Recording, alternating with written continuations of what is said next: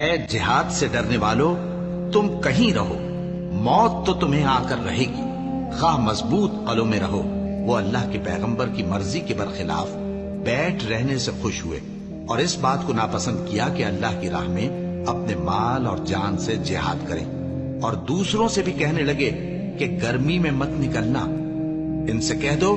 کہ دوزخ کی آگ اس سے کہیں زیادہ گرم ہے،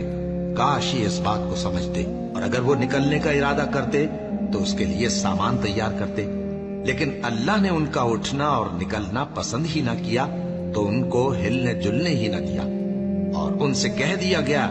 کہ جہاں معذور بیٹھے ہیں تم بھی ان کے ساتھ بیٹھے رہو۔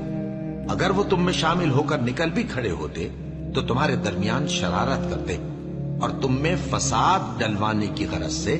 دوڑے دوڑے پھرتے، اور تم میں ان کے جاسوس بھی ہیں، اور اللہ ظالموں کو خوب جانتا